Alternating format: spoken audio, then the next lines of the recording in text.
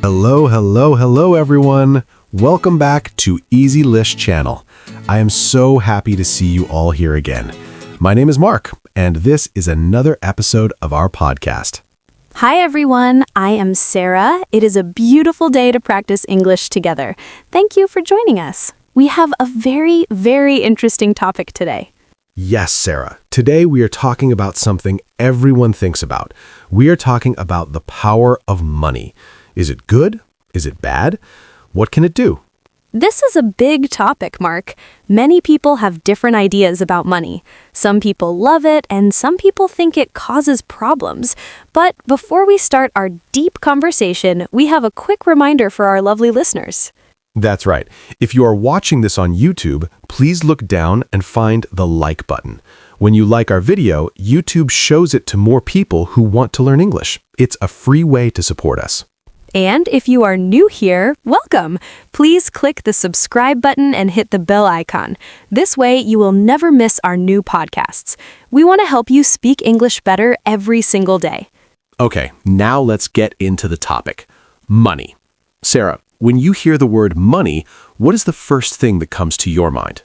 Honestly, Mark, I think about safety. When I have money in my bank account, I feel safe. I know I can buy food, I can pay for my apartment, and I can buy clothes. I don't feel scared about tomorrow. What about you? For me, the first word is freedom. Money gives me the power to choose what I want to do with my time. If I have money, I don't have to work 20 hours a day. I can work 5 hours and then go to the park or read a book. That is a very good point. Let's talk about that power, the power to buy things. For a beginner, this is the most obvious part.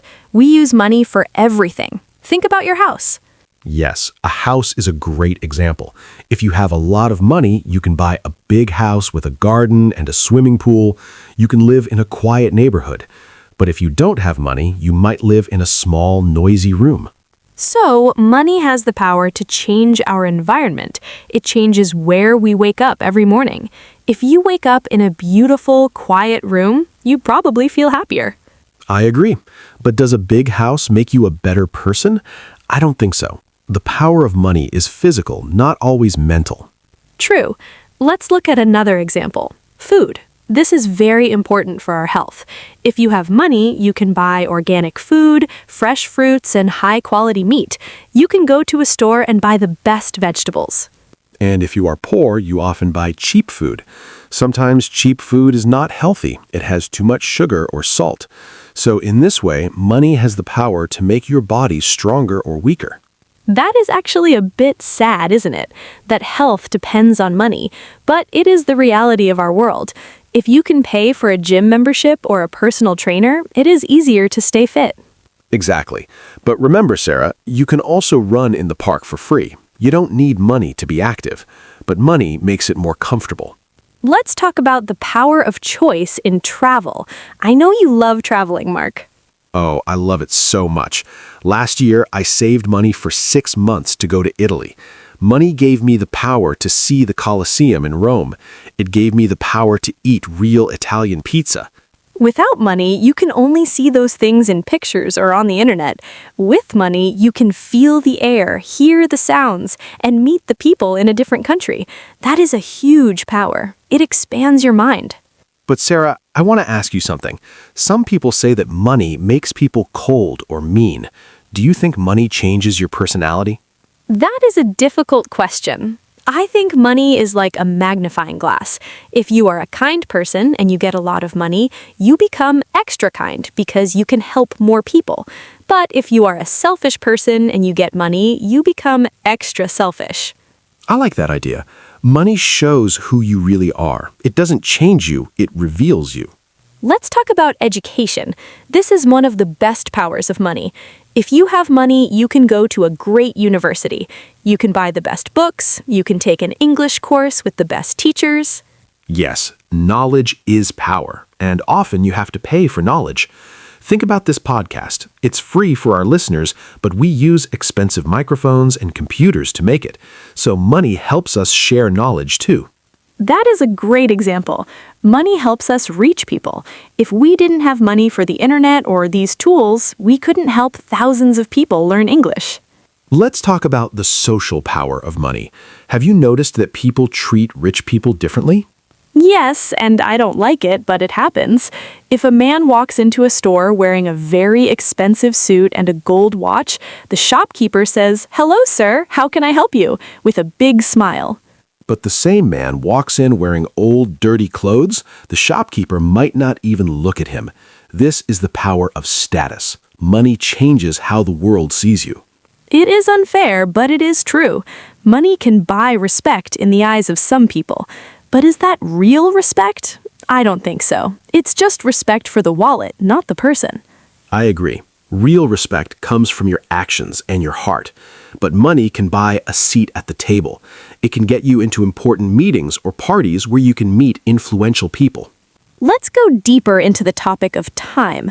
Many people say time is money. Do you believe that, Mark? Buy time. Let me explain. If I am rich, I can pay someone to clean my house. I can pay someone to cook my food.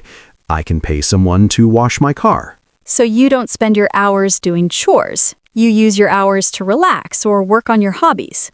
Exactly. A poor person spends a lot of time doing everything themselves because they cannot pay for help. So the rich person has more free time. In my opinion, free time is the greatest power in the world. That is very true. But some rich people are very busy. They have so much money, but they work 15 hours a day to keep it. They have no time to see their children or talk to their friends. In that case, do they really have power? That's a great point. If you work all the time and never enjoy your money, you are a slave to money. You are not the master. The money owns you. You don't own the money. I want to talk about stress. We mentioned this briefly. Imagine you are driving your car and it breaks down. If you have money, you call a mechanic, you pay him, and you are okay. You are a little bit annoyed, but you are not devastated. But if you have no money and your car breaks down, it is a disaster. You might lose your job because you cannot go to work. You feel a lot of stress and you might cry. This is the power of money as a shield. It protects you from the small problems of life. It makes the bumps in the road feel smoother. I think that is why many people want to be rich. They just want to stop worrying. They want to sleep at night without thinking about debts or bills. Let's talk about the power to help. This is the most beautiful part of money. Think about famous rich people who give millions of dollars to charity. Yes, like building hospitals or helping to find cures for diseases.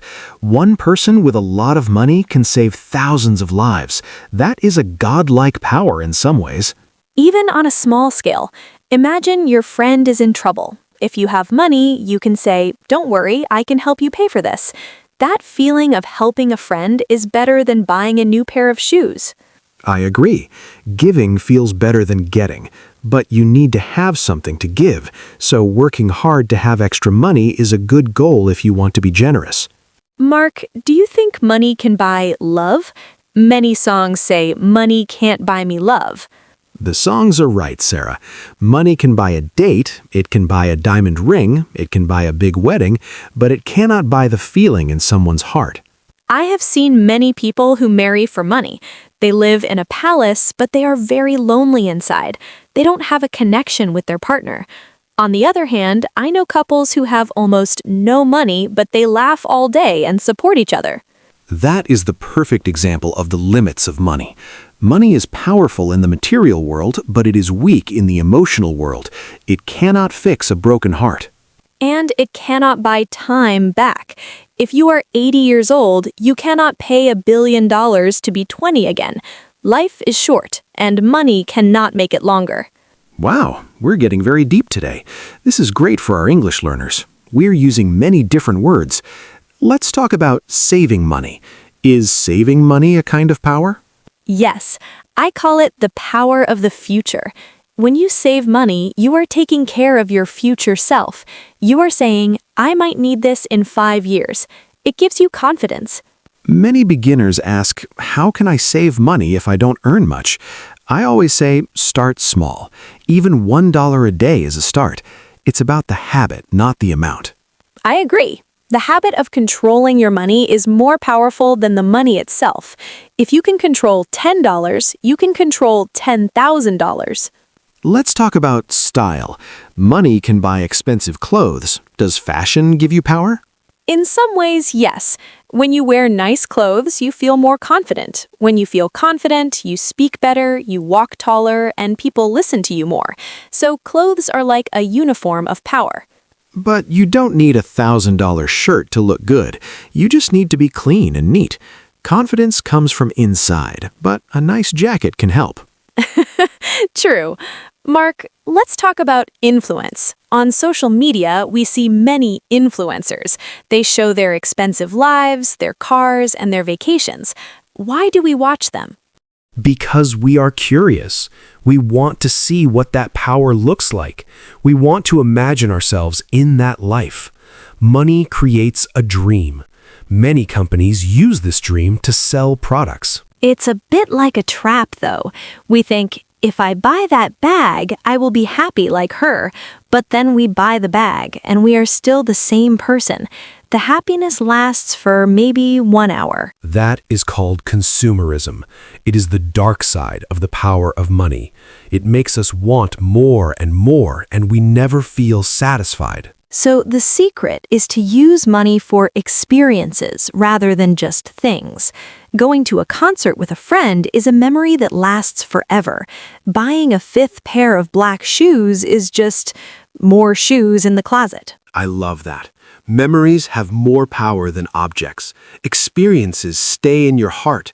Objects just get old and dusty. Let's summarize what we have talked about for our listeners.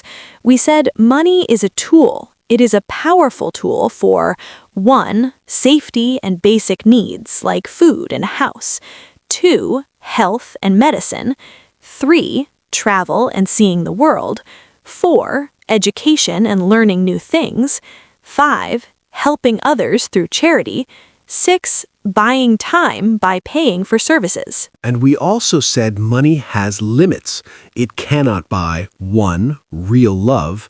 2. True friendship. 3. More time in your life.